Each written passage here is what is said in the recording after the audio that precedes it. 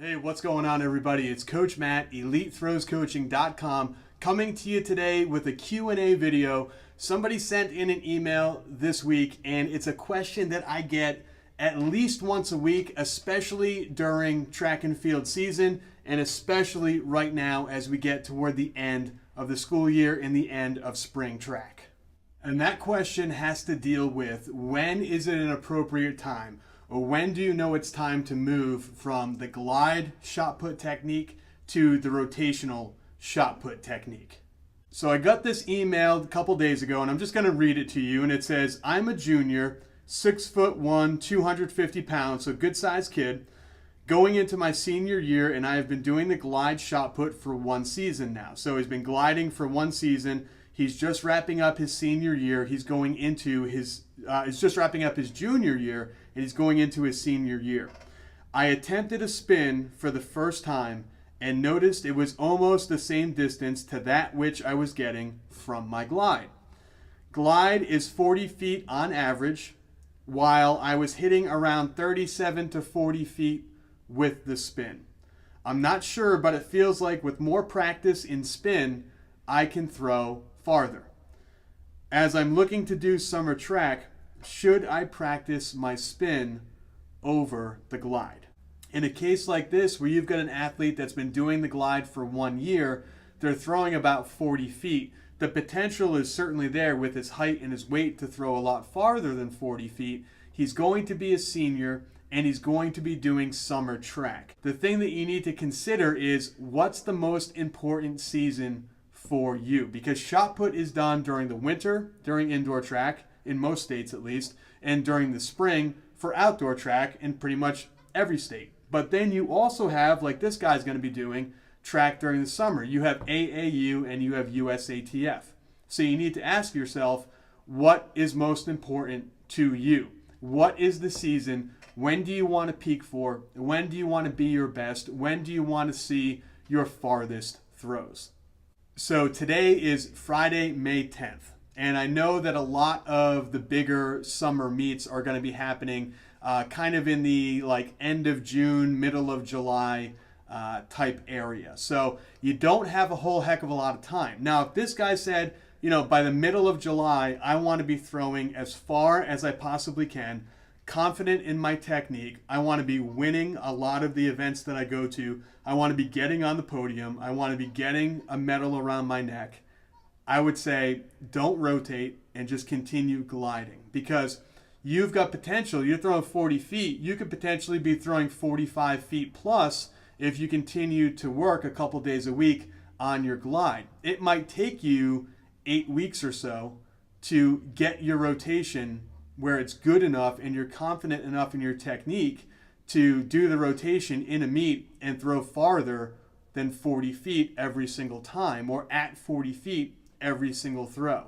So you don't want to, if you're already throwing 40 feet right now and your goal is to peak in July and throw as far as possible, well, then I would stick with the glide. That just makes sense. Do the thing you already know how to do. Do what you are confident in doing, and that's the one you should probably stick with.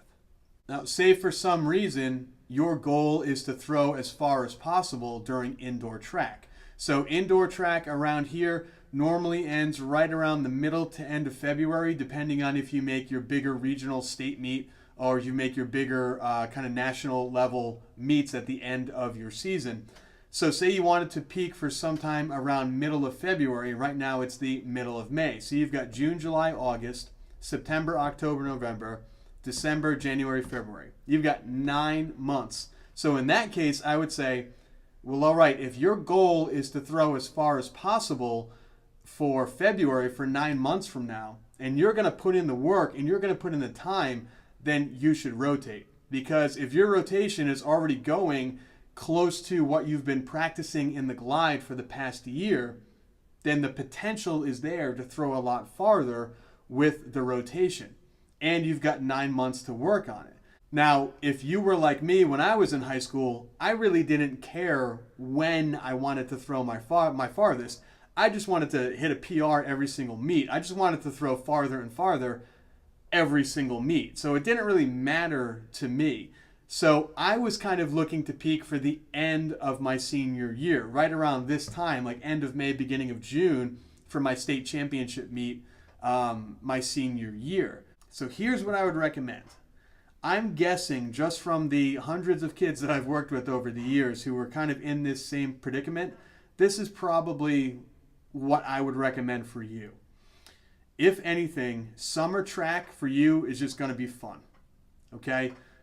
You're probably playing football, and then you're going to go indoor track, outdoor track. I'm just kind of assuming here. A lot of assumptions in this one here. So what I'm going to say is this. Practice your rotation every single day that you're able to during the summer, every single day that you're able to during the fall. But when you compete over the summer, do glide, because the glide right now is going farther. Once the meets are over during the summer, July rolls around, you've got August, September, October, November, you're playing football. Now you're practicing maybe one day a week, maybe on a Sunday, your rest day from football. Maybe you can go outside for a couple hours, continue practicing your rotation. And what you're going to see is that you are consistently going to get better and better and better. So maybe your 37 to 40 foot throws are now going 38 to 41. And then maybe around November, they're going 39 to 42.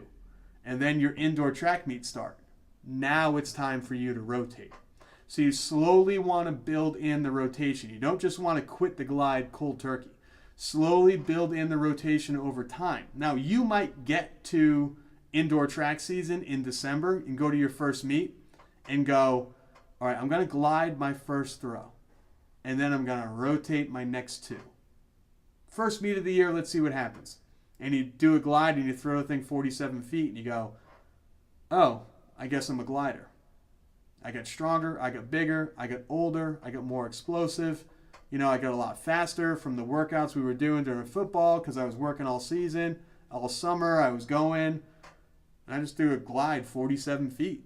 So I guess I'm a glider. Or you might glide 39 and go, well, I'm rotating 39, 40, 41 right now. So I'm just going to rotate for the rest of the time that I'm doing this. You got to take your time, kind of start to slowly build it in, but you've got to do what you're most consistently throwing your farthest with. And from there, try to build up the overall consistency and comfort of the new technique that you want to use. You can't just quit cold turkey and say, no more glide, I'm going to rotate. You have to kind of try to experiment, try to build it in, try to blend it in over a long period of time, and then you can make a judgment over which one is actually going farther.